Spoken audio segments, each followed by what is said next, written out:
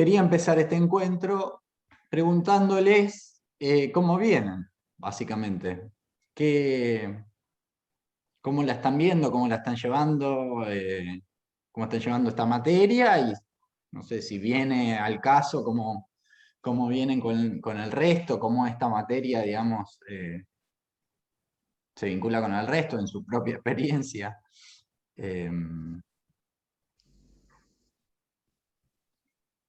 Si no hay problema, si tienen que salir y volver a entrar, no hay problema, yo estoy acá tengo la sala de espera abierta, así que veo si hay alguien en la sala de espera, no se preocupen.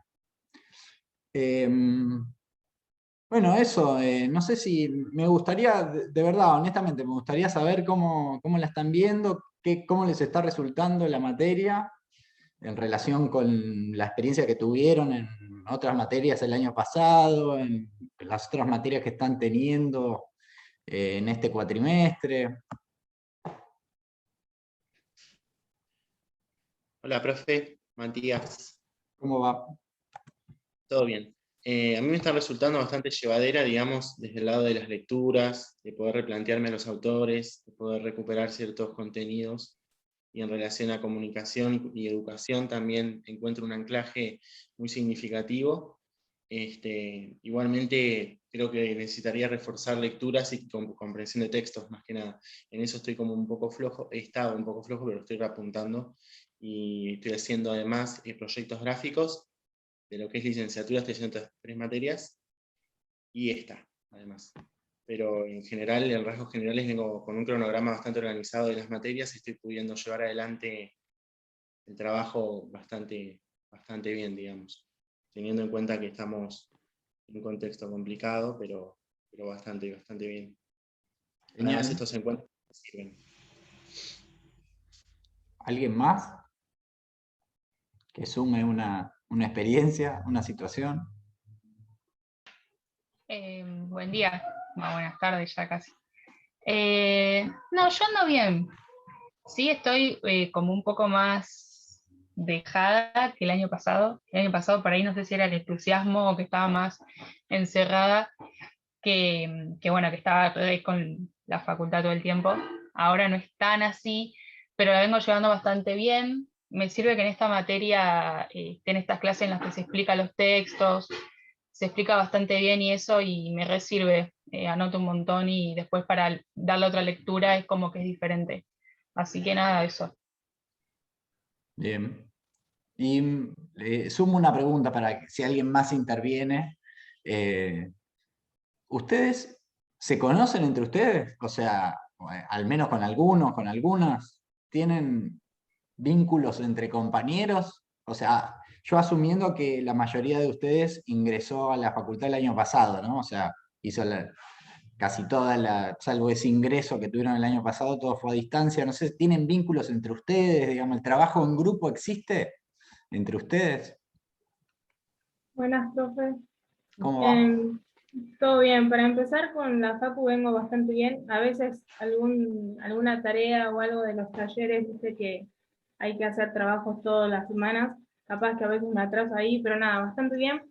Y después en cuanto a los grupos, bueno, como este es mi segundo año y hay bastantes talleres, como por ejemplo radio, es obligatorio hacerlo en grupo, entonces ahí ya hay contacto con algunos compas que también están acá, y después tengo otros que también formé en el curso de ingreso, pero nada, no es un montón, pero sí, algo hay. Bien. Bueno. Y que intervenga alguien más con estas mismas preguntas y sumo una pregunta más, esto que Matías llegó a decir, pero me interesa el resto. ¿Qué otras materias están cursando? Profesor, yo quería hacer una consulta nada más. El tema de la clave, ¿usted la tiene separada? Porque en vez de tener el link con el enlace, ¿tiene la clave suelta? Creo que no. A ver, no está pegado. Está pegado todo el enlace, entonces tengo que entrar sí o sí desde el celular porque justo en la computadora donde estoy ahora no tengo el Facebook instalado. Ya me fijo, ya entendí lo que están pidiendo. No había entendido, perdón. ¿Cómo va? Yo quería decir que se apagan todas las cámaras aparece como unos números y unas letras, que creo que era la contraseña. A ver, a Sí, ver, a pero ver. es más largo que la contraseña real, porque está cifrada la contraseña. Sí, Entonces, arriba igual les tiene que aparecer en el cosito verde al lado de grabando. Apretás y dice el ID y la contraseña, me parece. Código de Sí, acceso, dicen, ¿sería? creo que es eso. claro, código de acceso, exactamente. Código de acceso de la reunión. 78, 70, 90, ¿eso Ya lo será? tengo, 787090, sí. Ese, En el enlace del Facebook no estaba. perfecto. Listo, ya lo descubrimos. Gracias. Bárbaro. Bueno, ¿alguien más quiere continuar? No es tan difícil, che, el pedido de... Bueno, sigo yo. Ahí va. Bueno, ¿cómo va? Yo nada, lo mismo que Juan, más que nada el grupo por radio, pero después no curso tantas materias con mis compañeros del ingreso, más que una, ponele o dos. Pero bien, nada. Esta materia se me está haciendo bastante llevadera, al igual que Matías. Creo que las fichas de cátedra también ayudan un montón, porque nada, te dan otra vista, capaz que vos hay cosas que no las viste y como que te ayudan a meterte más en el tema. Buenísimo. Entonces, en general, la mayor parte de su experiencia hasta ahora es individual, digamos, cada uno, cada una, laburando. Bueno, salvo los talleres están laburando en grupo, me decía Juan, en radio. ¿En alguna otra están laburando el grupo? Yo en comunicación y educación. Estamos haciendo un trabajo grupal. Sí. Bien. Sí, por lo general es todo trabajo individual. O sea, ponele ahora en escritura, nos pidieron que entrevistáramos a un compañero, pero por el simple hecho de conocernos con gente que nunca habíamos hablado.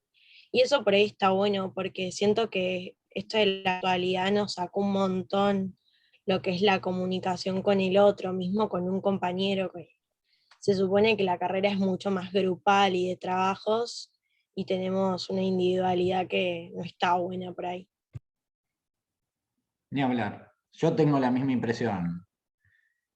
O sea, les pregunto esto porque tengo esa impresión, digamos. Hay algo del vínculo grupal que es muy importante en la formación.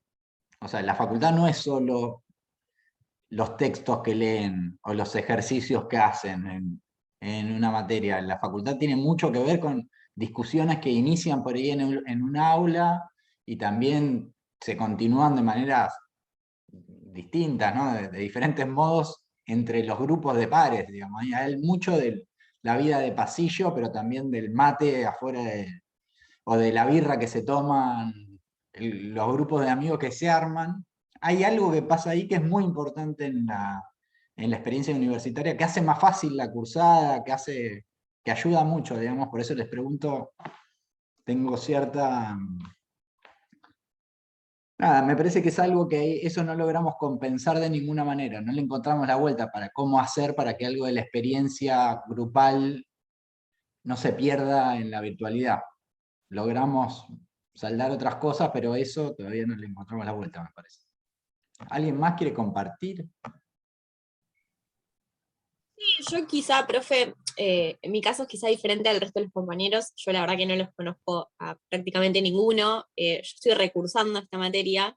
Estoy en realidad en mi último año de la carrera, pero esta materia me había quedado ahí pendiente. Me había anotado, pero en ese momento yo cursaba más o menos hasta las 8 de la noche, una cosa así, y yo no soy de La Plata, volverme era muy difícil.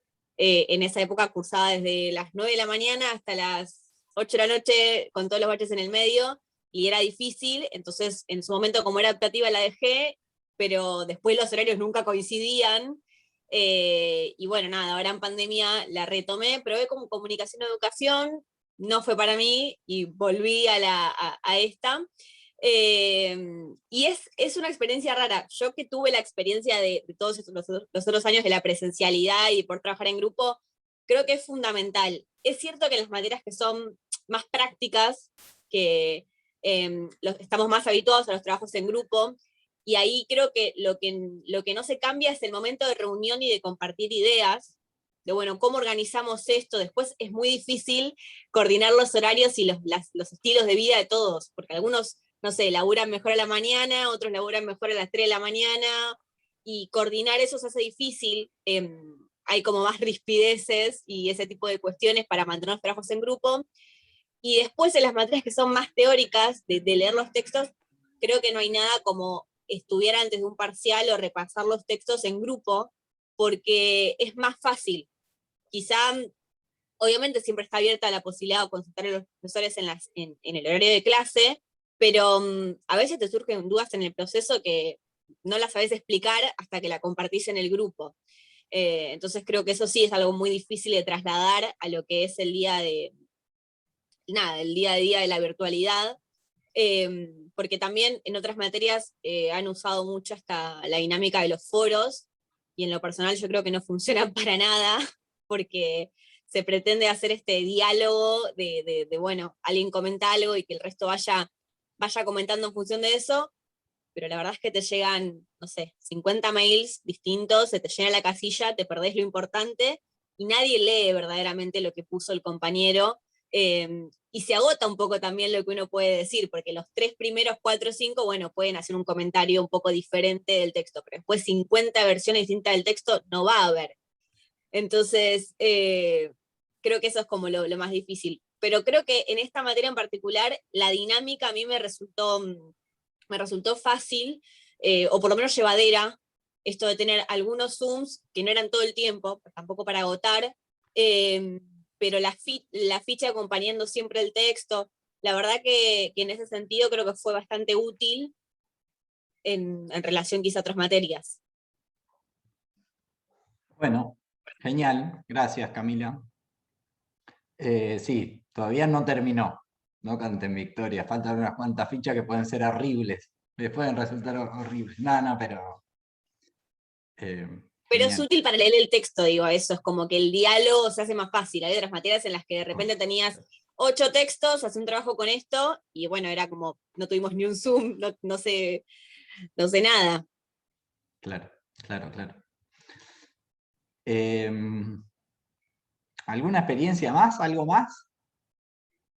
Yo puedo hacer un comentario más a partir de esto que decía Camila, que claro, totalmente comparto, ¿no? La importancia del grupo en ese sentido, en el acompañamiento, en esa discusión horizontal de qué entendió cada uno.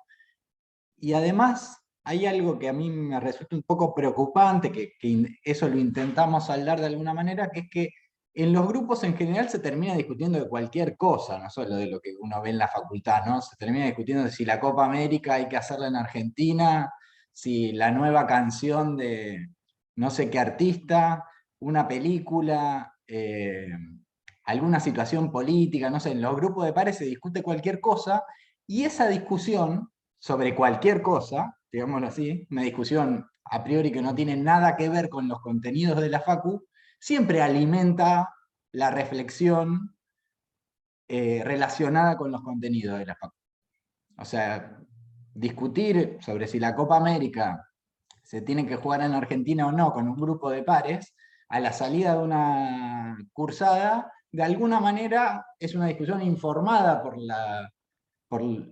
lo que se charló en la clase, y puede ayudar también a darle sentido a un texto, qué sé yo, encontrar que hay algo de lo que dice un autor que resulta útil para pensar una película, una canción, un proceso, digamos, algo de eso por eso nosotros estamos tratando de proponerles mucho a referencias, ¿no?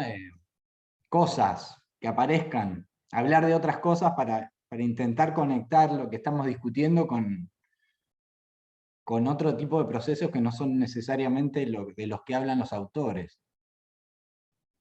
Bueno, última cosa, alguien, a ver, un comentario más, alguien que sume.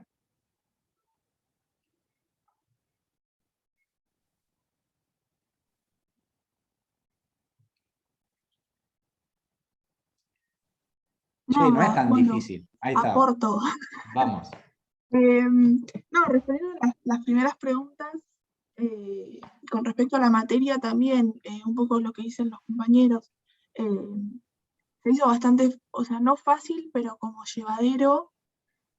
Esto también que decía Camila sobre las fichas de cátedra también son interesantes y ayudan un montón como para dar o sea, una perspectiva previa del texto, que capaz que leyendo directamente el texto no se entiende nada de lo que se está hablando. Entonces aporta un montón y nada, y también los textos son bastante fáciles de entender y muchas veces son muy interesantes. Entonces nada, me parece que está bueno eso, y después con respecto a los grupos, por suerte se pudo conformar algo así como medio básico en el curso de ingreso, y eso nos dio así como una conexión con el otro que hoy no tenemos, y que lamentablemente no pudimos ni cursar una materia dentro de la facultad. Nada, y nos tuvimos que adaptar a todo esto de la virtualidad, que es bastante complicado muchas veces, pero nada, se lleva como se puede también, y ya bastante acostumbrados, tristemente. Pero nada, eso. Genial, bueno, gracias. Bueno, esperemos que pronto, no sé, pronto. Ojalá que el cuatrimestre que viene, parece difícil, pero si no es el cuatrimestre que viene, el año que viene, espero que logremos volver al aula, ¿no?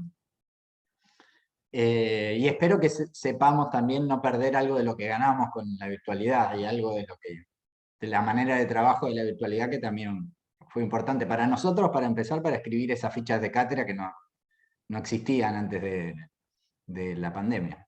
Y quedarán, imagino, como parte de la bibliografía. Bueno, metámonos en los temas que nos tocaban para esta reunión. Tenemos 2 clases, la de O'Donnell y la de Oliven, y tenemos también las consignas del trabajo práctico 2. Entonces, si les parece, hagamos un repaso rapidísimo de los textos y nos metemos en las consignas. Yo el encuentro pasado que tuvimos les había dicho que en la unidad 2 teníamos 2 clases que planteaban miradas distintas sobre la relación entre cultura y política. Teníamos una manera de entender la relación entre cultura y política que planteaba Althusser, a través del concepto de ideología, digamos, pensar la producción de sentido, el mundo simbólico en relación con el poder, con la organización jerárquica de una sociedad, a través del concepto de ideología con Althusser. Y por otro lado tenemos el texto de O'Donnell, que plantea un acercamiento a esta cuestión, a cómo el mundo simbólico se vincula con las jerarquías de poder, con la desigualdad social, desde otro lugar. La aproximación con el concepto de ideología, y específicamente con la manera en la que Althusser entiende el concepto de ideología, pone el foco en una mirada, digámoslo así, estructural de la sociedad. Althusser reconoce una serie de instituciones claves que tienen una función en la reproducción del orden social y en la reproducción de la desigualdad. Es decir, las sociedades son jerárquicas para Althusser porque hay una serie de aparatos que garantizan esa jerarquía, que hacen que la sociedad funcione reproduciendo esa jerarquía.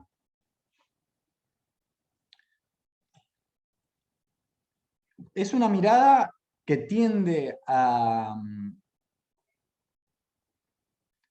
reconocer especialmente la reproducción del orden social.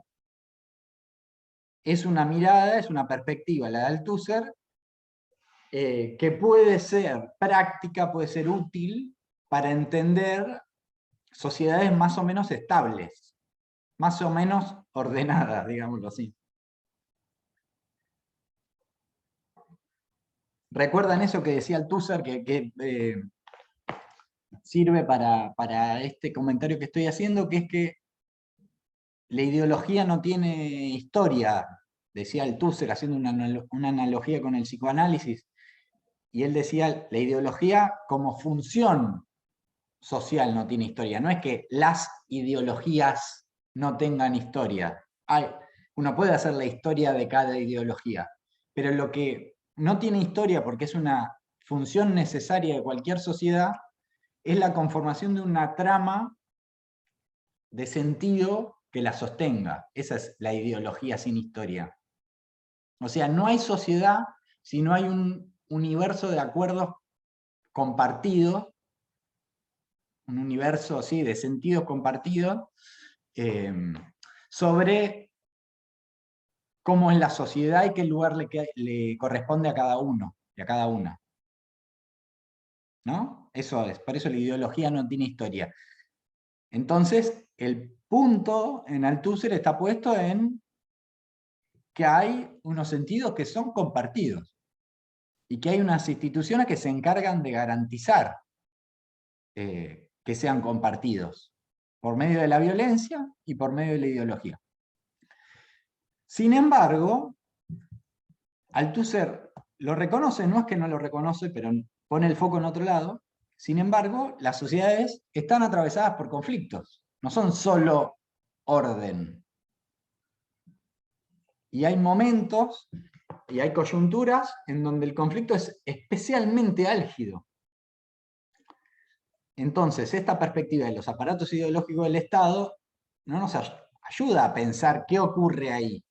O en todo caso, solo nos podría indicar que hay una crisis de los aparatos ideológicos del Estado. Es decir, que los aparatos ideológicos del Estado no están logrando cumplir con su función, que es la de convencer a los diferentes grupos de la sociedad que ese es el mejor orden social posible, o el único posible. Cuando hay disputa social, conflicto abierto, lo que hay justamente, así como hay disputas, decimos, sociales o políticas, hay disputa de sentido. Lo que hay es una ruptura en el modo en el que los diferentes grupos entienden el mundo. Entonces, para interpretar el conflicto hace falta otro modo de aproximarse. Pero además, la perspectiva de Althusser solo puede interpretar un proceso de cambio social como un proceso de transformación de la lógica ideológica. Es decir, para una perspectiva como la de Althusser, lo que puede llegar a ocurrir es que hay un grupo organizado que desarrolla una ideología alternativa, un modo de entender la sociedad alternativa, y desarrolla una lucha con la clase dominante hasta que triunfa, y por lo tanto la ideología dominante pasa a ser la ideología de este grupo que inició la disputa. No sé si escucharon hablar de Gramsci, tenía algunos conceptos similares en este sentido, que es el de hegemonía y contrahegemonía. La construcción de una contrahegemonía es cuando otro grupo social y político medianamente organizado desarrolla otra mirada de mundo que entra en contradicción con la mirada del mundo dominante. Esa es la contrahegemonía. Crea sus instituciones, crea sus aparatos culturales para reproducir esa contrahegemonía. Sin embargo, las luchas y los conflictos sociales no siempre se dan entre dos bloques claramente identificables. Incluso si uno mira, por ejemplo, la sociedad argentina contemporánea, que políticamente está bastante organizada en dos bloques, a nivel de la conflictividad social y de los universos de sentidos, es mucho más heterogéneo y caótico el escenario. Uno puede identificar, bueno, dos grandes polos, dos grandes miradas sobre la sociedad, que representan el frente de todos y Cambiemos, por decirlo de alguna manera, pero la verdad es que el frente de todos y Cambiemos no explica la diversidad de miradas sobre el mundo que hay en la Argentina. Incluso la diversidad de conflictos sociales que hay en la Argentina. No logra condensar. Entonces necesitamos, para entender la conflictividad social, necesitamos otra perspectiva. Una perspectiva que parta desde otro lado. Una perspectiva que, permita identificar, permita reconstruir la lógica de cada conflicto. Que no parta de funciones sociales macro, sino que pueda reconocer la lógica de cada conflicto.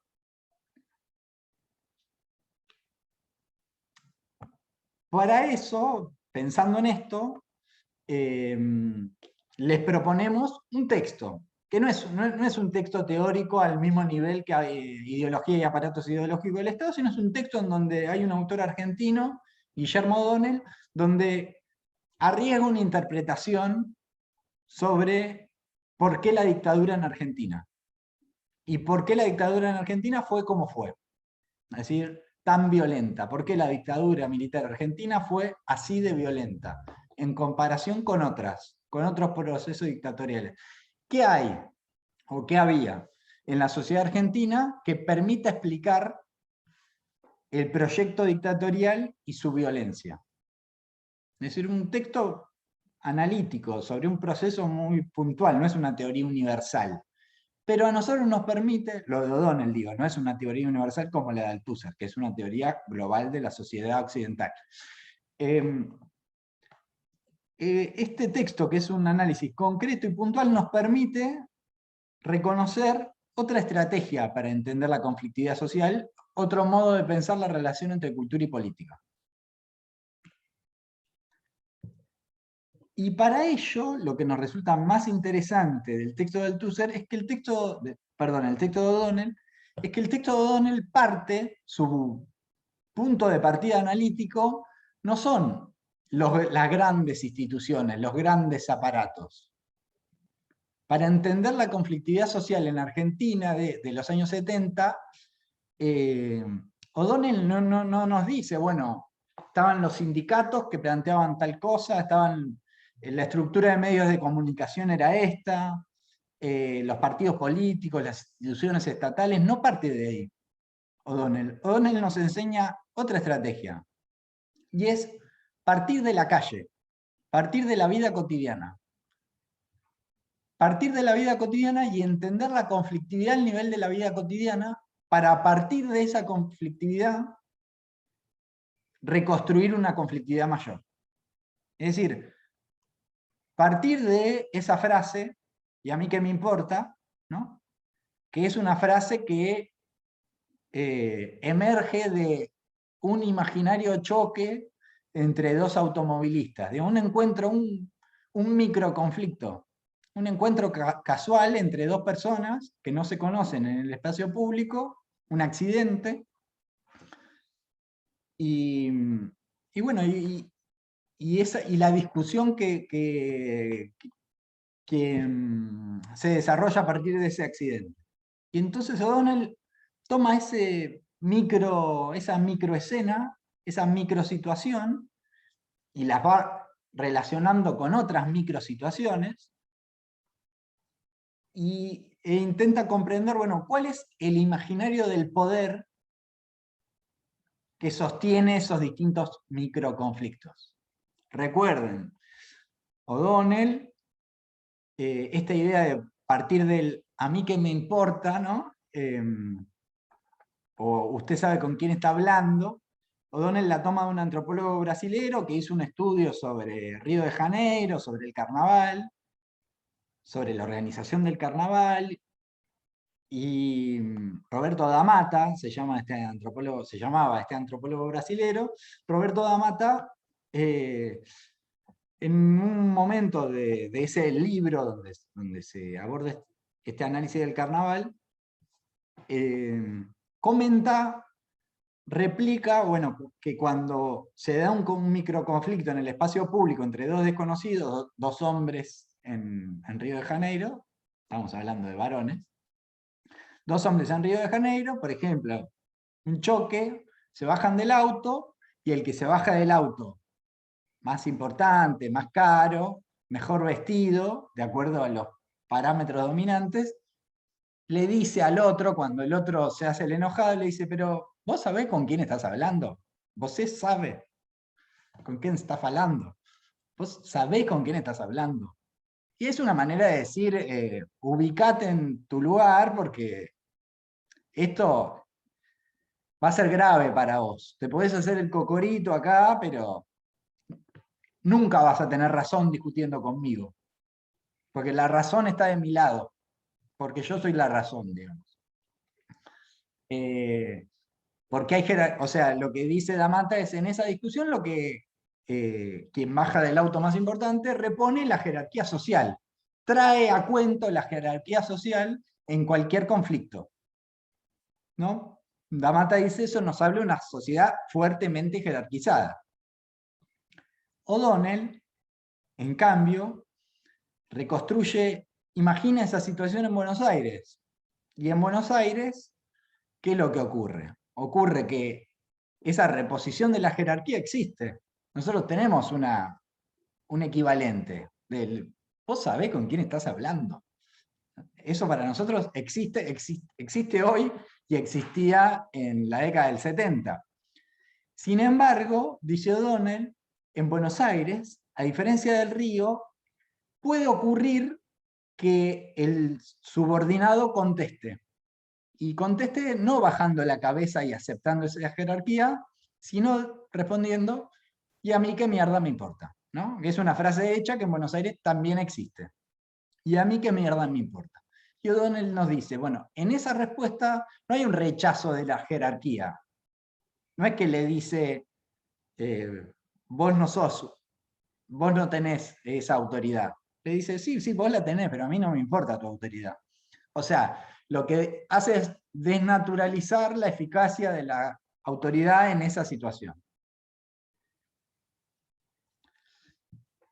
Y O'Donnell conecta este microevento con otros, y entonces dice, bueno, porque si nosotros vemos cómo se manejan los mozos en Río de Janeiro y en Buenos Aires, bueno, hay una diferencia clara de servilismo de los mozos en Río y una actitud más de pares que adoptan los mozos en Buenos Aires. Comparan la manera en la que se manejan los encargados de edificio en un lugar y en otro. Va trayendo, bueno, compara el tránsito, cómo se maneja en un lugar y cómo se maneja en el otro, cómo se maneja en Río y cómo se maneja en Buenos Aires. Y en esas anécdotas, situaciones anecdóticas, que uno podría decir, bueno, pero ¿qué tiene que ver? Bueno, en el marco de nuestra materia nosotros podríamos decir, bueno, son actitudes culturales, ¿no? En la medida en que están reguladas por la cultura, dan cuenta del imaginario social que orienta a la sociedad. Entonces, O'Donnell en esas prácticas va encontrando esto que decíamos, que la sociedad argentina en Buenos Aires en los 70 era una sociedad más igualitaria. No es que no existieran las jerarquías, pero las jerarquías no se aceptaban tan llanamente. Y que esa igualdad no estaba tramitada socialmente. Era una igualdad que no permitía que ningún sector social se sienta más que el otro, pero tampoco lograba producir unas instituciones que logren canalizar los desacuerdos entre los diferentes sectores sociales. O'Donnell acá lo compara con Estados Unidos. O'Donnell encuentra que la sociedad norteamericana es mucho más igualitaria que la Argentina, o es igualitaria igual que la Argentina, pero en la sociedad norteamericana hay unos marcos institucionales que canalizan el conflicto de manera más natural que en Argentina. Entonces, en Argentina el conflicto siempre está al borde de desencadenar en la violencia. Para O'Donnell, la violencia es el punto en el cual terminan las instituciones, ¿no? O sea, cuando no hay marco cultural para tramitar el conflicto, para O'Donnell, empieza la violencia. Ahí donde el marco cultural fracasa, Ahí empieza la violencia.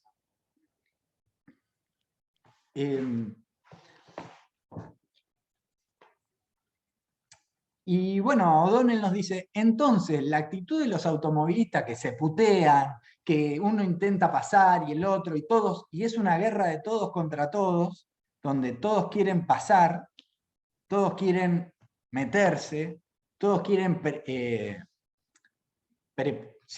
todos tienen una actitud prepotente sobre el otro, no hay un reconocimiento del lugar del otro, no hay una actitud, bueno, eso de una búsqueda de un espacio de consenso.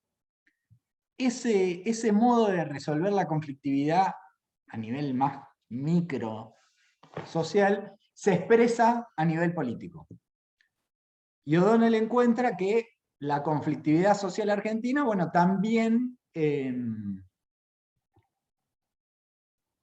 se puede observar la conflictividad social de esos años, que es la guerrilla, sindicatos muy poderosos, enfrentándose a las organizaciones patronales, digamos.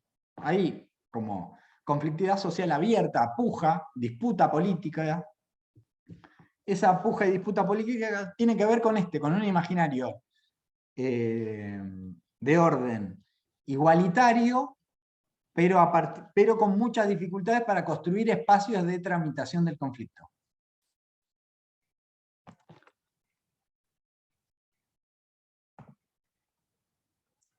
En síntesis, ¿cuáles serían las causas de la dictadura y por qué la dictadura argentina está violenta? Bueno, porque el ejército, las Fuerzas Armadas, lo que se propusieron es ordenar la sociedad. Lo que se propusieron es poner en su lugar a todos aquellos que no aceptan las jerarquías y responden, ¿y a mí qué mierda me importa? Es decir, las Fuerzas Armadas no se propusieron construir una institucionalidad para tramitar el conflicto, sino que lo que se propusieron fue anular el conflicto a través de la, digámoslo así, domesticación de los subalternos, ¿no? Por eso a la dictadura no le preocupaba solo los partidos políticos, las organizaciones guerrilleras o los sindicatos. A la dictadura argentina le preocupaba cualquier obrero, cualquier pobre, cualquier sujeto que no reconociera las jerarquías, que no asumiera como propias las jerarquías. Cualquier micro rebeldía, en este sentido, rebeldía respecto de la jerarquía social, era entendida como potencialmente subversiva. Entonces, el plan represivo de la dictadura argentina no se orientó únicamente hacia las organizaciones guerrilleras, como sí ocurrió en Brasil, tampoco se orientó únicamente hacia las organizaciones políticas, como sí ocurrió en Chile, sino que, además de a las organizaciones guerrilleras y a las organizaciones políticas y sindicales, se orientó al conjunto de la población. Por eso la represión fue masiva. Fue un plan sistemático, masivo, que se desarrolló en todos los ámbitos de la vida social. Y había listas para detener gente, por ejemplo, en las universidades, en los colegios, en las fábricas, en los colegios profesionales, digamos. Todos los ámbitos de la sociedad eran objeto de la represión. Porque lo que había que hacer era poner a la gente en su lugar. Digamos. Algo de ese modo de entender la sociedad argentina continúa vigente. Todavía es más o menos usual escuchar discursos que se lamentan que en la Argentina, por ejemplo, los pobres no acepten su lugar, ¿no? Rechacen su lugar, o la discursividad sobre el negro cabeza, para usar una figura estereotípica, ¿El negro cabeza quién es? Bueno, el negro cabeza es alguien que básicamente no se ubica. Básicamente no se ubica. No se ubica ¿en dónde no se ubica? No se ubica en los patrones de comportamiento que se espera para un sujeto subalterno.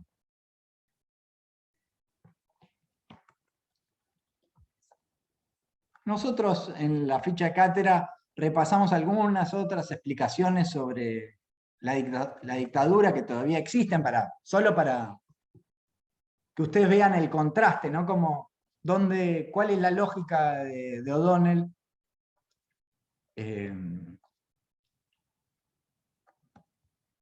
Y a ver si me estoy olvidando de algo.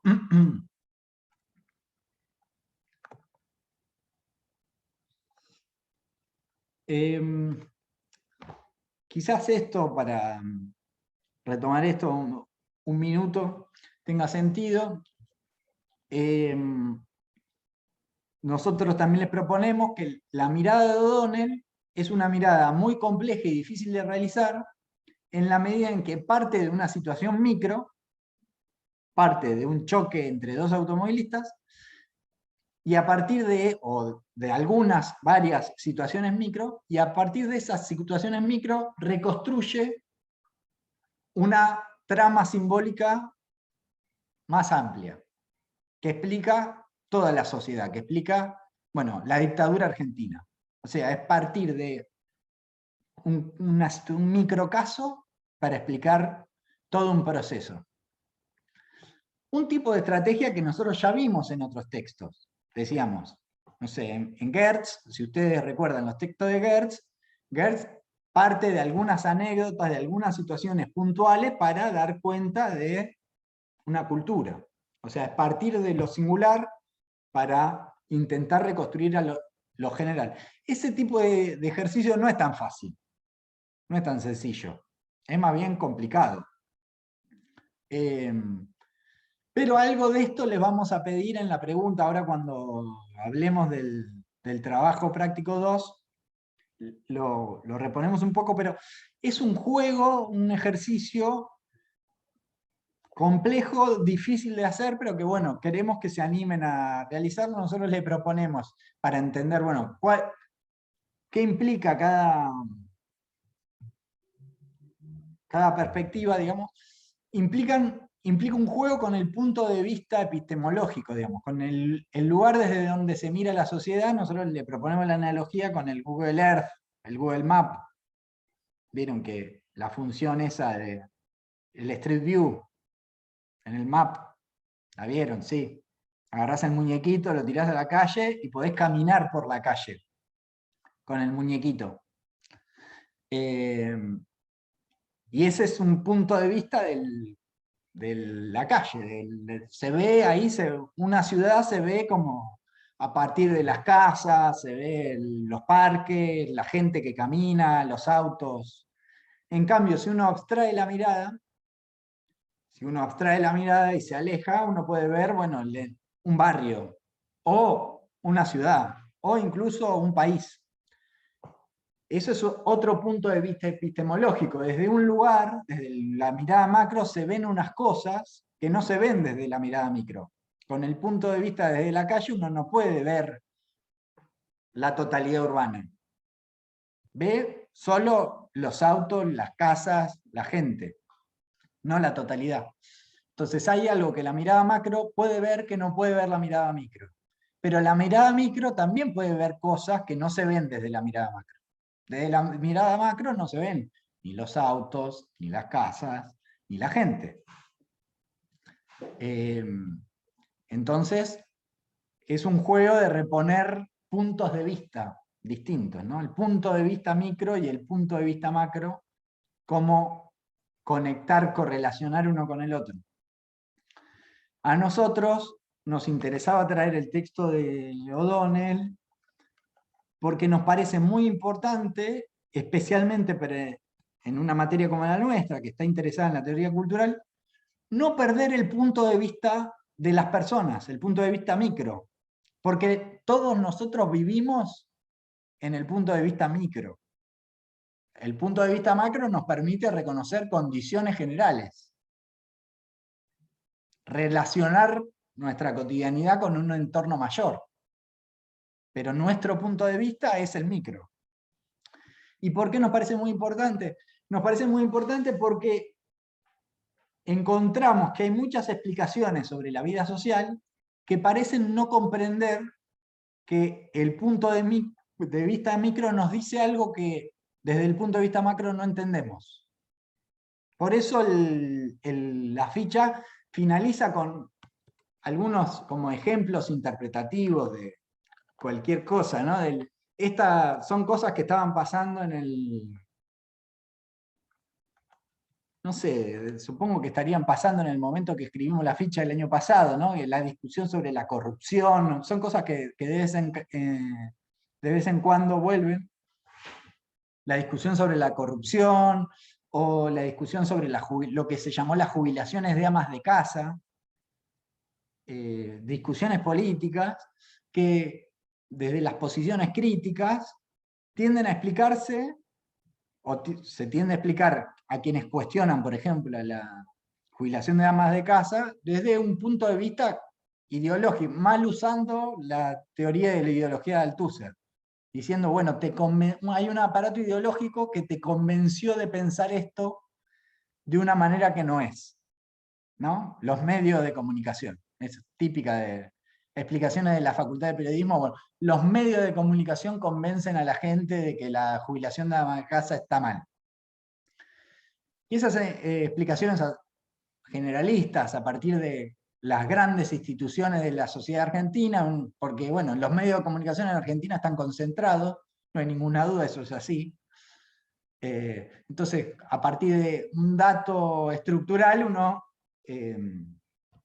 como supone cómo funciona socialmente la realidad, en vez de preguntarse, bueno, pero ¿desde dónde, qué imaginario reactualiza a quienes cuestionan este tipo de políticas, digamos? ¿Qué les pasa? ¿Por qué están cuestionando esta política? Y si uno parte desde el punto de vista de estas otras personas, lo que encuentra es otra clase de explicaciones, que también tienen que ver con el poder y la desigualdad, que también operan en favor de la reproducción de las desigualdades, como Clarín, qué sé yo. Pero son otras, y son de otra manera, y tienen otros sentidos. Entonces, para comprender cómo se organizan y reproducen las desigualdades, si nosotros no tomamos en cuenta el punto de vista de las personas, cómo se ve el mundo desde las personas, bueno, nos vamos a perder explicaciones muy enriquecedoras sobre nuestra mirada sobre la sociedad.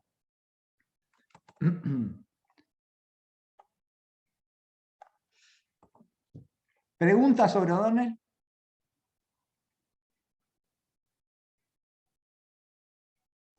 No, yo con lo que dijiste me quedó mucho más claro. O lo vi más en otras situaciones, capaz.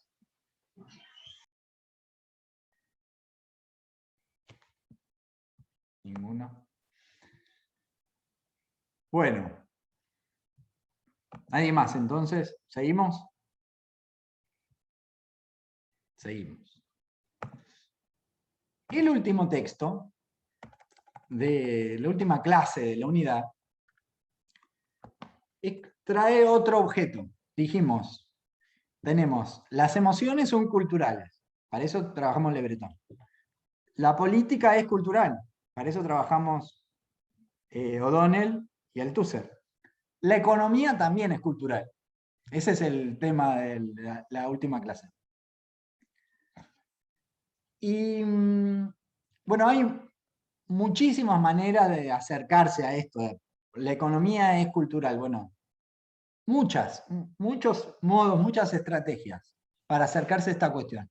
A nosotros nos pareció que podía ser, en el marco de la pandemia, ¿no? Y en relación a esto que yo les decía, no nos podemos encontrar, no podemos vernos. Entonces, para abordar esta cuestión nos pareció que podíamos tomar un tema de cierta cotidianidad en la Argentina, que es el del dólar. Entonces, preguntarnos por, bueno, el dólar en la Argentina. ¿Qué onda el dólar en la Argentina? Que hay muchas explicaciones al respecto y nos resultaba estratégico para tomar, digamos, esta relación entre cultura y economía. Porque bueno, es algo que tiene mucha cotidianidad en los medios, está presente, no sé si ustedes compran dólares o compraron dólares alguna vez, pero de todas maneras seguro que se encontraron con la discusión muchas veces, aunque sea haciendo zapping en la televisión o abriendo un portal de noticias, digamos. ¿Qué pasa? Que en Argentina la gente usa una moneda que no es de su propio país. No es algo tan común.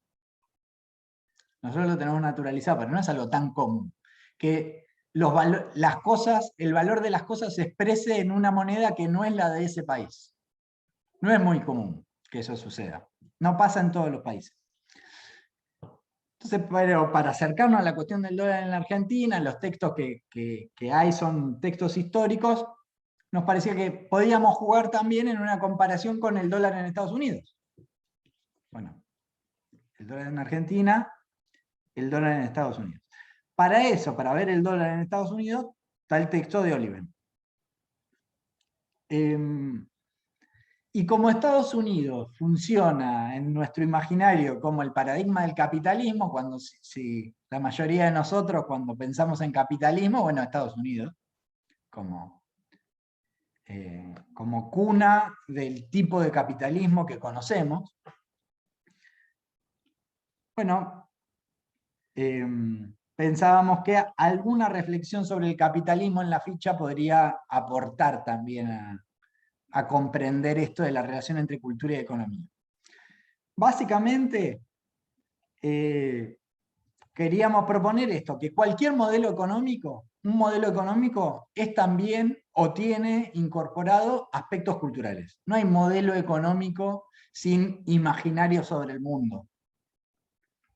Y cualquier proceso de transformación económica, transformación de modelos económicos, de modo de organización de la economía, suponen procesos de transformación simbólica también. No existe una cosa sin la otra.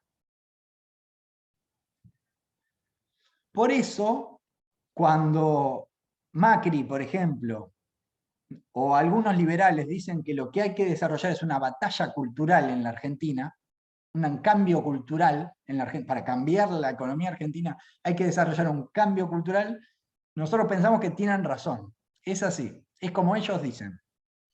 Es decir, cualquier proceso de transformación económica, una transformación que sea hacia una sociedad más justa o hacia una sociedad más injusta, en cualquiera de los dos casos, hace falta un proceso de transformación cultural. El ejemplo más básico de esto, se lo traemos ahí, es un libro más o menos corto, más o menos fácil, de Max Weber. Max Weber, un sociólogo alemán, uno de los que se llaman los padres fundadores de la sociología, escribió entre fines del siglo XIX y principios del siglo XX. Son difíciles, es difícil de leer, es pesado, no sé si en alguna materia verán Weber, imagino que no, pero dentro de lo que escribió, La ética protestante y el espíritu del capitalismo, que es este libro al que nos referimos, es más o menos fácil. De lo que escribió es más o menos fácil.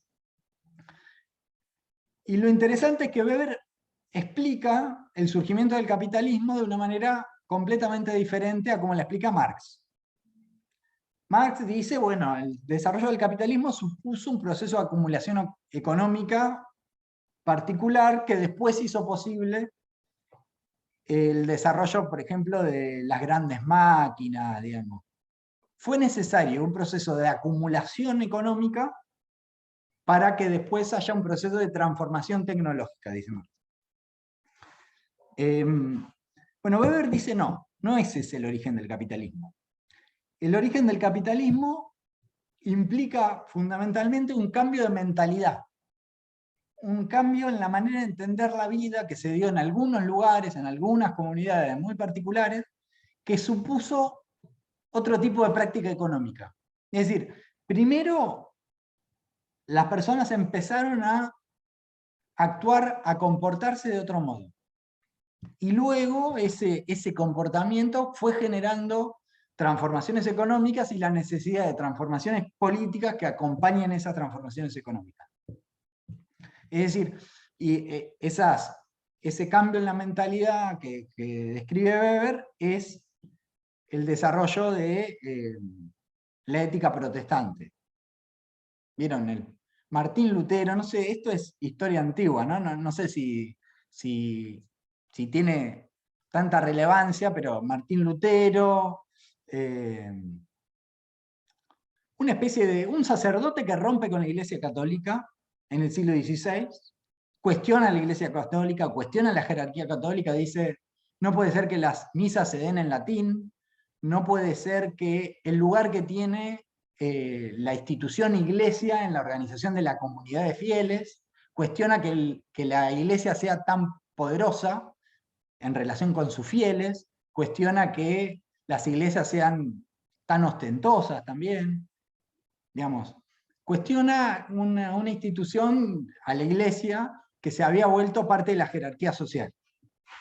Y plantea como una especie de democratización de la religión, una cosa mucho más individualista, una manera de entender la religión mucho más individualista, como vos no necesitas al cura para conectarte con Dios, básicamente, es como la propuesta.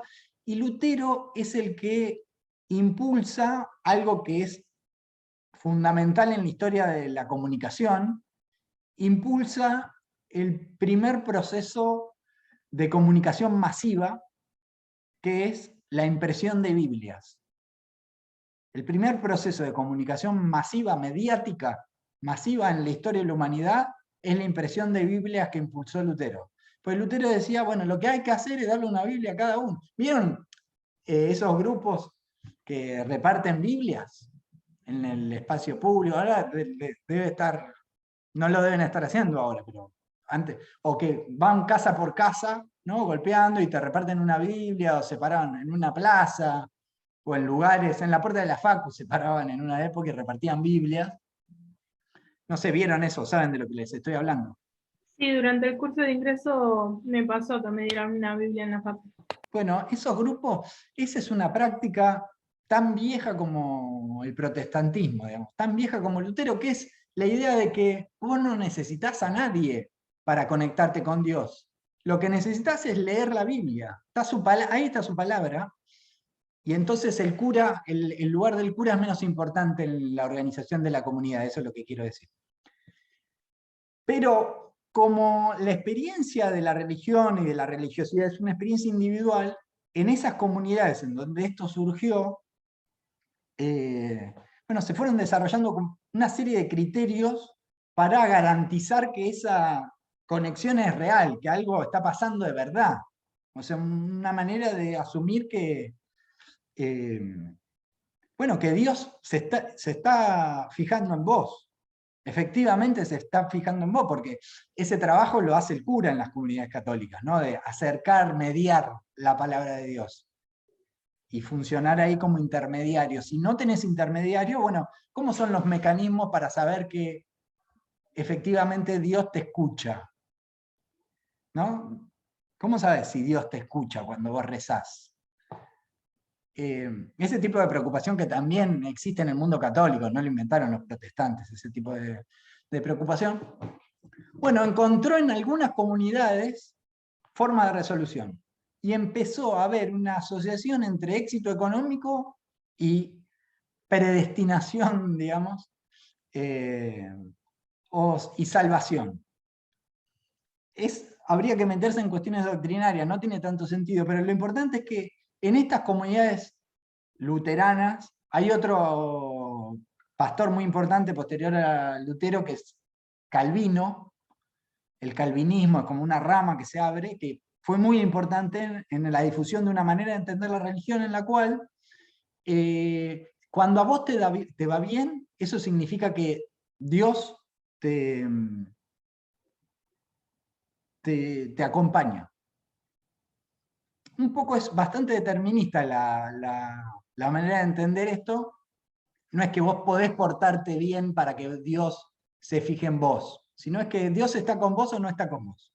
Es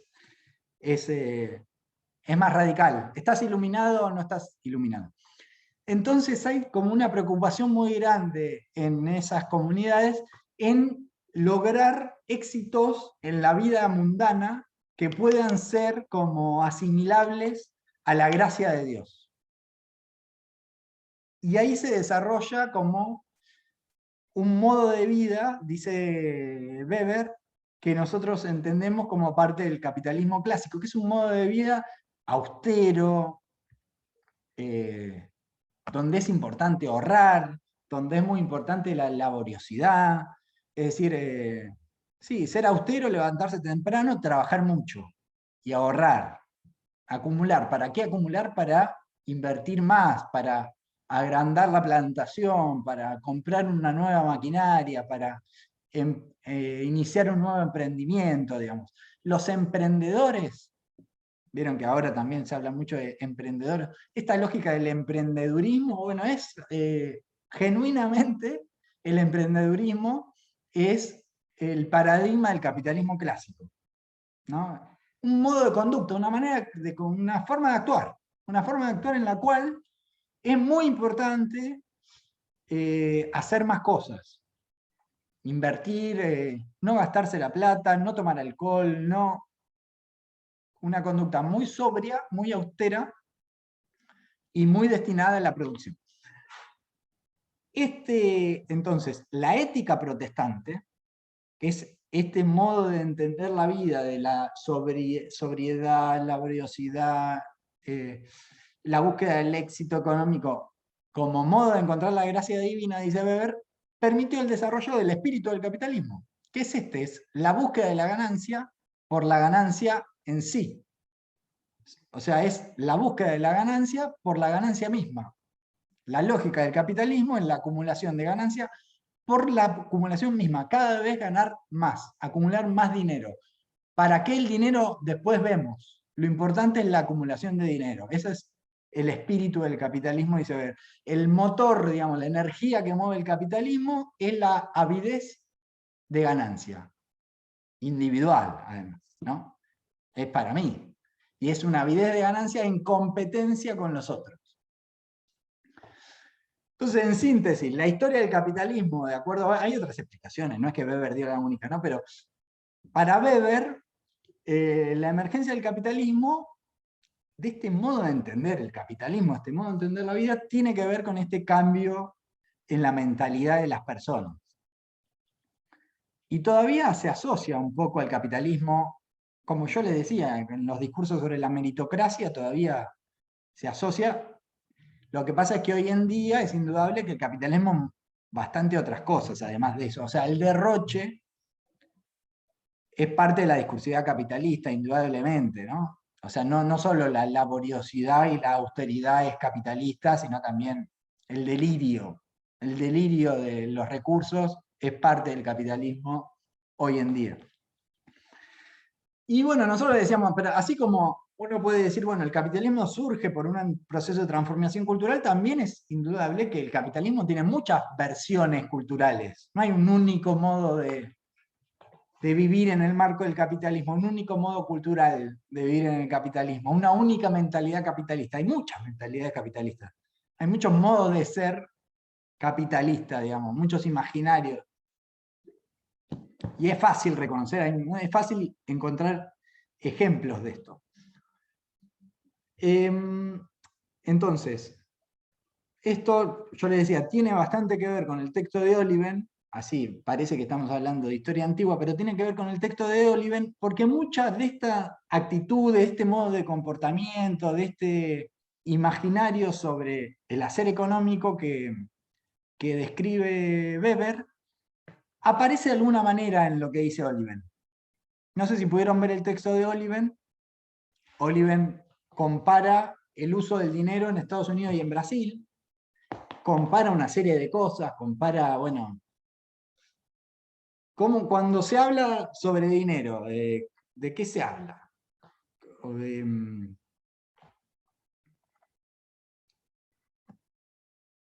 no sé, ¿qué metáfora se usa para hablar del dinero? ¿Cómo se desarrollan en las prácticas económicas más tradicionales? ¿No? ¿Cómo se paga algo? ¿Cómo se abre una cuenta en el banco? ¿Se saca una tarjeta de crédito? ¿O cómo el dinero aparece en unas discursividades que no son específicamente económicas, qué sé yo. El texto trae muchos ejemplos sobre qué significa pagar, para qué se usa el verbo pagar en Estados Unidos, to pay. Bueno, se usa para un montón de cosas, tiene un montón de usos que no tiene que ver con las prácticas económicas, que son usos más o menos, no sé ya, cumplir una promesa, se puede usar la expresión. También habla tipo de la relación que tienen los vínculos en Brasil, hablaba de las canciones que ligaban el dinero con, tipo, le da una connotación negativa en cuanto a la amistad. Total. En cuanto a la amistad, la relación entre dinero en el discurso patriarcal brasilero, digamos, la relación entre dinero y comportamiento inmoral de las mujeres. Digamos, hay una serie ahí de analogías que muestran que en Brasil, bueno, lo que tiene que ver con el dinero es algo sucio, algo oscuro, algo negativo. En cambio, en Estados Unidos, lo que tiene que ver con el dinero es por lo menos aceptable, no siempre positivo, pero por lo menos aceptable. Además de cómo Oliver va encontrando que el dinero en Estados Unidos es una institución social total, o institución social global, dice Oliver, que significa que el dinero condensa un montón de sentidos fundamentales para esa sociedad. O sea, en el uso del dinero, Oliver encuentra como un lugar para entender toda la sociedad norteamericana. En cambio, en Brasil, el dinero no tiene ese lugar equivalente. No es que en Brasil nosotros podríamos decir, no está en Oliven, hay una mención al pasar en Oliven, no está tan desarrollado, que es, para entender la sociedad brasilera, dice Damata, el mismo antropólogo del que hablaba O'Donnell, Damata, dice, para entender la sociedad brasilera hay que entender el carnaval. Ahí, en el carnaval se juega, se condensan los sentidos fundamentales que organizan esa sociedad. En cambio, en Estados Unidos hay que entender el uso del dinero. No sé, para entender esto de un hecho social total, es un acontecimiento que agrupa hoy, no, mentira, ayer en página 12, en Radar, se publicó una nota de Mariana Enríquez. ¿La tiene a Mariana Enríquez? ¿Fue profe de ustedes? ¿Sí? No. Sí, creo que sí. Mariana Enríquez es una escritora argentina. Sí, Mariana Enríquez es una escritora argentina graduada de la Facu y profe de la Facu. Tiene Las cosas que perdimos en el fuego, es como un libro de relatos bastante Lo estoy leyendo conocido. yo ahora. Bueno, ahí va. Ah. Y después tiene la novela esta, que es la que la volvió una escritora consagrada, se llama Nuestra parte de noche. Nuestra parte de noche. Exacto, esa Lo misma. estoy leyendo también.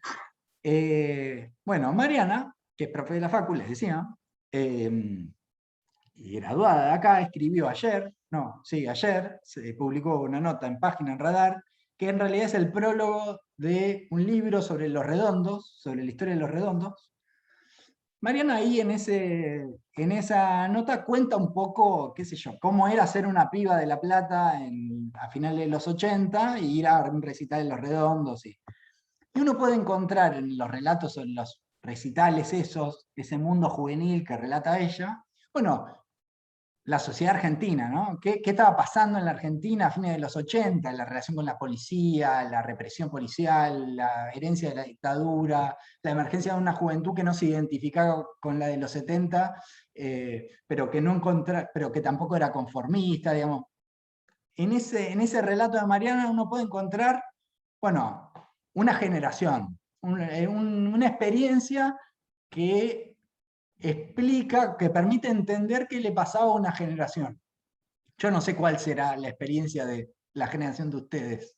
No todos tienen la misma edad, además. Pero bueno, supongo que uno puede encontrar como momentos que explican, que condensan el modo de sentir la vida de una generación, o de una generación nunca es todos los de la misma edad, ¿no? Una generación comparte una franja etaria, pero también comparte clase social, qué sé yo, otros condicionamientos. Bueno, la cuestión es que un hecho social total es eso, es un acontecimiento que reúne, que permite explicar, que reúne aspectos muy heterogéneos y permite explicar, bueno, una sociedad, como un recital de Los Redondos, o como el dinero.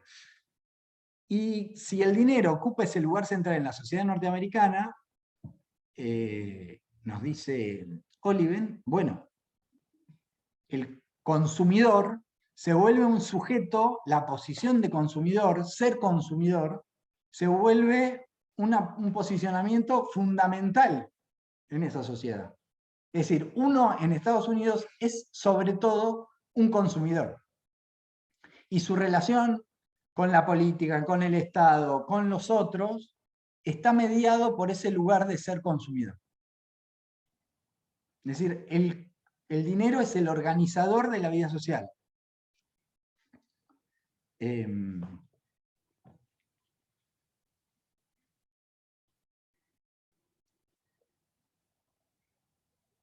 Bueno, fantásticas las discusiones, ¿no? Habría que trabajarlo más seriamente, ¿no? Las discusiones sobre qué hace la gente con el IFE, ¿no? ¿Qué hace la gente con el IFE? Bueno, la expectativa de que el cobro del IFE tenga una utilidad muy limitada, digamos, hay una disputa simbólica ahí sobre qué hace la gente con el IFE, qué debería hacer la gente que cobre el IFE con el IFE. Tiene una disputa simbólica sobre cuál es el modo de vida correcto, ¿no? ¿Cuál es el modo de vida que deberían desarrollar las personas? Bueno, la cuestión es que el dinero tiene estos usos en Estados Unidos y nosotros también podemos ver, nos sirve el texto de Oliven para contrastar con los usos y el lugar que tiene el dinero en nuestra propia sociedad. Yo les tiré el del IFE, pero 1000 se pueden ocurrir. También va a ser parte de las consignas del trabajo práctico número 2, esta cuestión. Comparar el uso del dinero en Estados Unidos, Brasil, y en lo que uno puede encontrar en Argentina, en sus propias, ¿no? ¿Qué metáforas, usos, modo de pagar? Un ejemplo, miren, para esto, un ejemplo pavo, pero me gusta. En Alemania, yo tengo un hermano viviendo en Berlín. Alguna vez lo fui a visitar y salí con él, con sus amigos. Sus amigos son la mayoría latinos y españoles. Una barra ahí que latinos, españoles, viven saliendo a tomar birra todos los días, digamos. La vida cotidiana un poco es esa, es ese tipo de grupalidad, digamos. Y si uno sale con ellos, las primeras veces me sorprendí mucho, porque son todos latinos y españoles, que cuando se paga algo, uno sale a tomar algo, cuando se paga, el mozo te pregunta, ¿les traigo la cuenta general o la cuenta de cada uno? Entonces, siempre la gente pide la cuenta de cada uno. Y cada uno paga solamente, exclusivamente, lo que consumió, lo que sea, digamos, que haya consumido. No existe se pagan todos, porque por ahí uno consumió, por ahí vos te compraste un trago que sale, o la birra que te compraste vale más cara que, qué sé yo, vale 10 pesos más cara que la birra que me compré yo, y a ver si todavía yo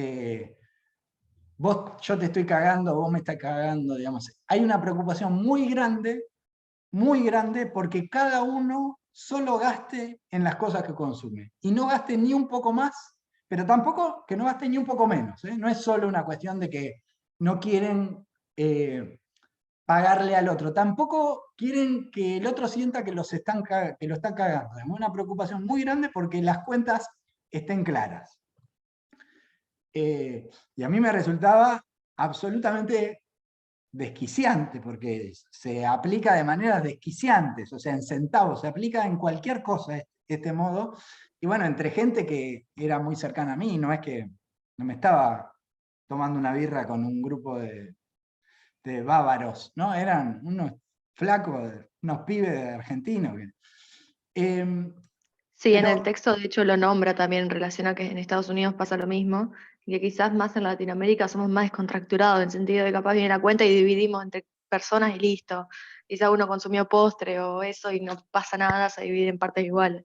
Claro, exacto. Y puede haber conflicto, ¿no? Que no puede haber conflicto de que siempre en el grupo hay uno que se hace el boludo y no paga, o esas cosas existen, pero sin Sí, igual embargo, quizás, como si vos contás que allá es tan diario, quizás ahí sí a la larga se te hace una diferencia. Si uno se toma por ejemplo, una cerveza y los otros se toman siempre dos y dividís todo en partes iguales, sí, ahí bueno, a la larga se te hace diferencia, pero acá no es que salimos todos los días a consumir a lo loco. sí, total, pero además lo fundamental es esto, es que tiene otro lugar, el vínculo con el dinero tiene otro lugar, eso es lo que quiero destacar. Y este es el tipo de ejercicio que les proponemos hacer. Pensar el vínculo con el dinero, pensar las metáforas sobre el dinero, pensar cuando se habla de dinero, de qué se habla, etc. Y nos queda esto último, que es el dólar en la Argentina, y el vínculo con el dinero tiene muchos sentidos sociales. Hay dos autores argentinos, Ariel Wilkis y Mariana Lucy, que hicieron un libro sobre la historia del dólar en la Argentina, que es un libro, sobre todo, un libro de análisis de los medios, las secciones económicas de los medios de comunicación a lo largo de la historia. También es la última parte, la parte más contemporánea, incorpora otras fuentes. Pero sobre el pasado, sobre todo es eso, es qué decían los medios de comunicación, la sección económica sobre el dólar a lo largo de la historia en la Argentina. Y encuentran cómo el dólar va transformándose en algo más importante. Va transformándose en un tema de conversación y de conversación política cotidiano. Especialmente en la década del 60 comienza a ser algo con cierta relevancia, y a partir de la década del 70 ya es ineludible. Ya tiene un lugar fundamental en la sociedad argentina. El libro, bueno, reconstruye muchos aspectos. A nosotros lo que nos resultaba más interesante es cómo el dólar se va transformando en una institución política. Cómo el dólar empieza a funcionar para muchos actores económicos argentinos como un mecanismo político en dos sentidos. O en tres sentidos. Por un lado, el dólar empieza a ser un elemento de análisis de la situación económica. Cuando el dólar se mueve, para cualquiera, especialmente para personas que tienen una actividad económica más o menos importante, qué sé yo, cuando el dólar se mueve, casi cualquier comerciante en la Argentina se hace la pregunta de qué tiene que hacer con la mercadería que tiene. No es una práctica que tengan solo los grandes comerciantes. Los comerciantes chicos también, cuando ven que el dólar se mueve, se hacen la pregunta de sobre qué hacer, qué va a pasar, cómo me tengo que manejar. Es decir, es un termómetro de análisis político, como, no sé, como puede ser cualquier otro. Como puede ser cuando alguien escucha que hay varios dirigentes sindicales que empiezan a hacer declaraciones en los medios de que la situación no va bien, bueno, probablemente venga una sucesión de paros, uno dice, ¿no? Como un modo de entender la conflictividad social. El dólar funciona de ese modo, como termómetro de análisis político y social también, si está funcionando o no está funcionando la política, económica, etc. Segunda cuestión, el dólar funciona como modo de construcción de autonomía de los pequeños ahorristas respecto del Estado. Se vuelve una manera de sacarse al Estado de encima. Al Estado, digo, a la política económica, los vaivenes, un modo de construcción de autonomía, de preservación del sujeto respecto de la política económica y respecto de las medidas estatales. Por eso, Wilkis y Lucy dicen, el dólar en Argentina fue construyendo una cultura contra el Estado. Es decir, ahí la consolidación del dólar como moneda de uso en Argentina, hablan de un fracaso de la política estatal, dice Lucy Wilkins. Es decir, no se trata solo, para desarticular el uso del dólar en la Argentina, no se trata solo de una política económica, sino que hay que darse una política cultural, digamos, hay que convencer a la gente de que es mejor dejar de usar el dólar. Y la última cuestión es, bueno, el dólar se vuelve una herramienta de presión sobre el Estado, pero de los grandes actores económicos. Este es un uso puramente económico del dólar, ¿no? Forzar una corrida cambiaria, qué sé yo. Pero eso no lo pueden lograr los pequeños ahorristas. Entonces, para entender el dólar, básicamente es eso, para entender el uso del dólar, por qué el dólar se usa en Argentina, lo que hay que entender es la relación entre la sociedad y el Estado, la trama de la política económica y cómo eso fue cambiando el modo de entender ese vínculo de Estado-sociedad, es decir, la cultura ciudadana. Para entender el dólar, hace falta entender la cultura ciudadana.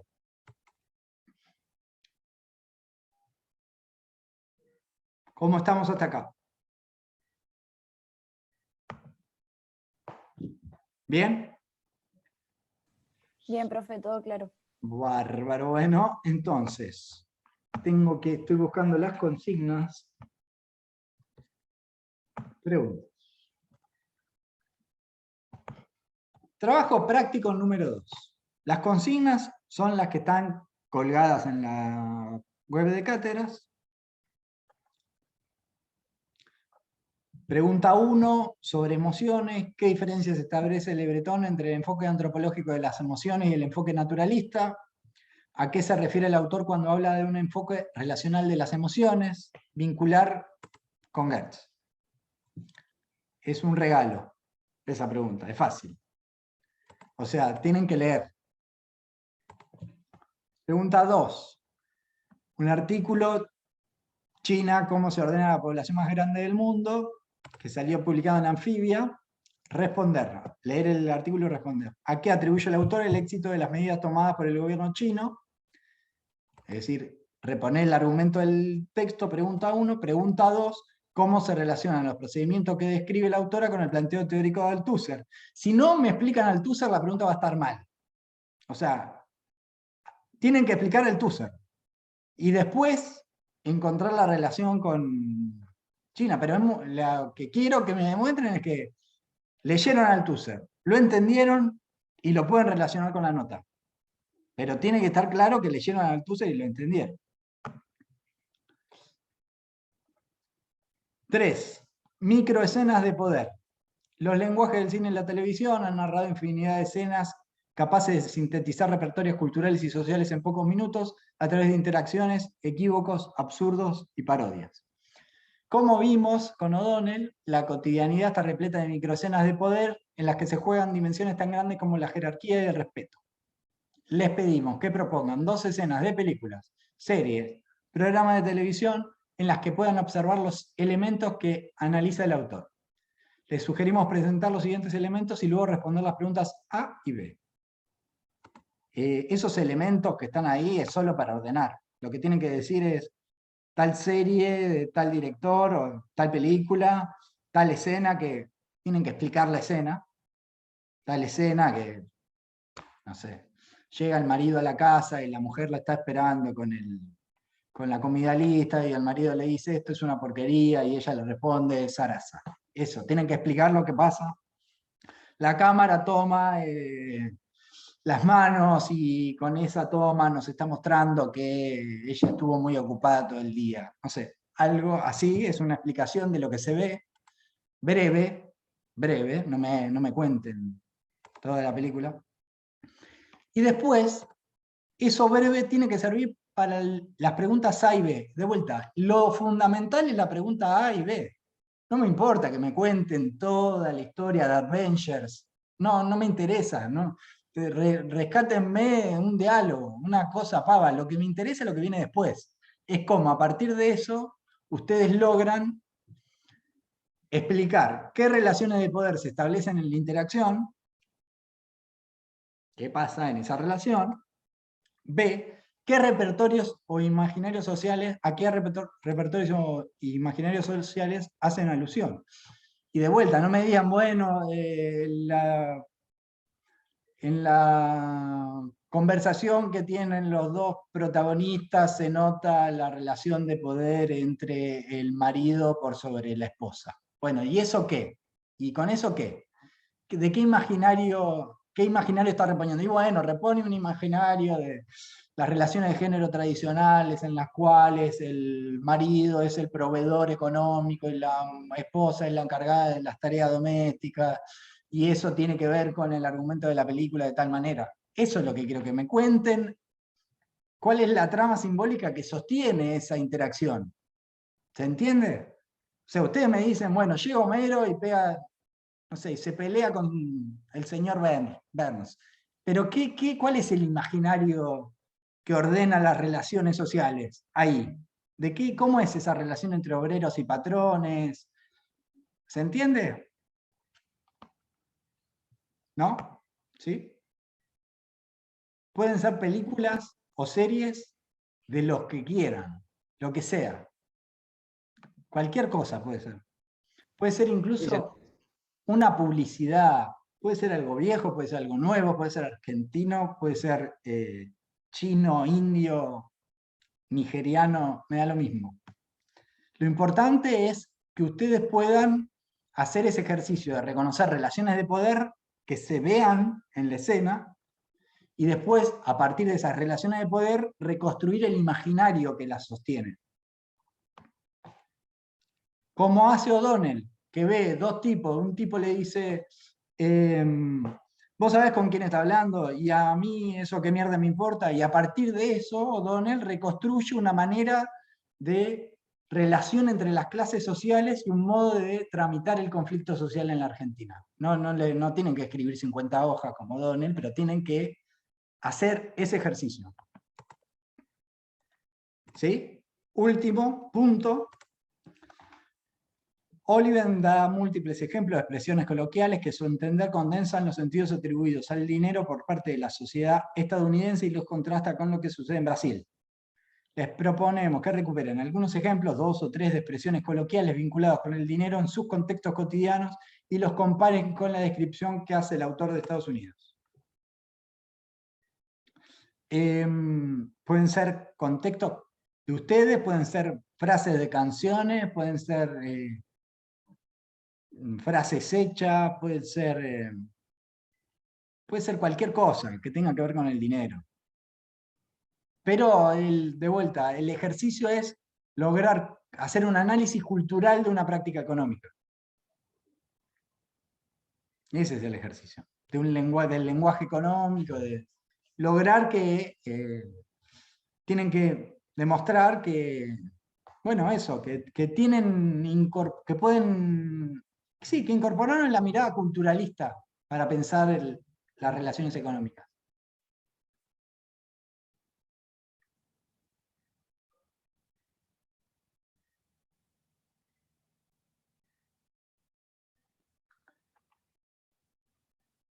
¿Preguntas?